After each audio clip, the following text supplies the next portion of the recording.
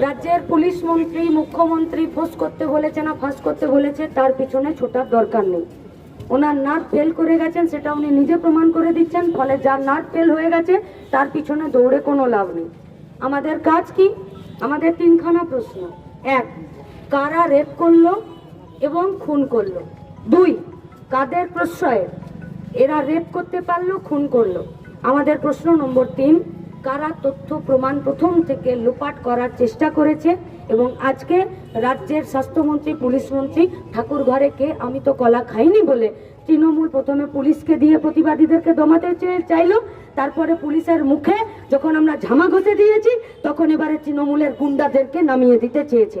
আজকে আমাদের অন্য কোনো পরিচয় নেই যে আমরা এসএফআই, ডিওয়াইএফআই, অ্যাডভা নাকি আমরা শ্রমিক, কৃষক, ক্ষেতমজুর। আমাদের একটাই পরিচয়, আমরা প্রতিবাদী। আমাদের একটাই পরিচয়, আমরা এই বিচারের শেষ দেখতে চাই।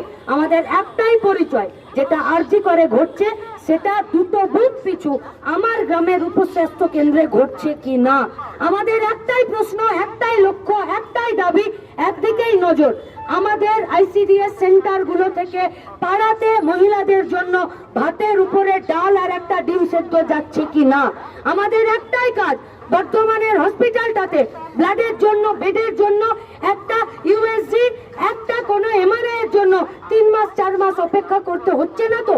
আমাদের একটার দিকেই নজর, যে মানুষরা সরকারি স্বাস্থ্য ব্যবস্থার উপরে নিজেরা নির্ভর করে আছে তাদের এই স্বাস্থ্য পরিষেবাকে বিক্রি করে দিয়ে কেউ বা কারা নিজেদের পকেট গরম করছে না তো? তাই আমাদের লড়াইটা নির্যাতিতার দোষীদের শাস্তি দেবার দাবিতে। কে জানে নির্যাতিতা হয়তো এগুলির প্রতিবাদ করেছিল, তাই তাকে নৃশংসভাবে খুন করে দিল। তাই আমরা বলতে চাইছি যে এই গোটা স্বাস্থ্য ব্যবস্থার এবং পুলিশি অব্যবস্থার দুর্নীতির বিরুদ্ধে প্রত্যেকে আরো অনেকটা দিন রাত জাগতে হবে, রাস্তায় থাকতে হবে এবং বন্ধুদের সংখ্যা বাড়াতে হবে।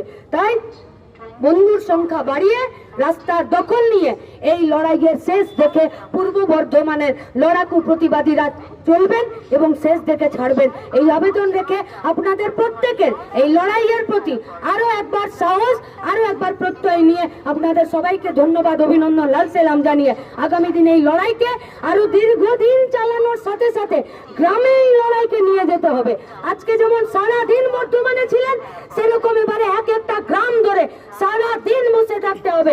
আর গোটা গ্রামের জুয়াখানা, ভাটিখানা, মদখানা আর যেখান থেকে মেয়েদের বিরুদ্ধে এই ধরনের খোঁজ খবর এবং মেয়েদের বিরুদ্ধে এই ধরনের ঘটনা ঘটে, সেখানেও পুলিশের উপরে ভরসা করে না, গ্রামের ঐক্যবদ্ধ বাহিনী তৈরি করে মা বোনেদেরকে সাথে নিয়ে মেয়েদেরকে মানুষ হিসাবে বাঁচার পরিবেশ তৈরি করে দেবার জন্য গ্রামের রাস্তারও দখল নিন। এই আবেদন রেখেই আমার কথা শেষ করছি। ইনকালাব জিন্দাবাদ।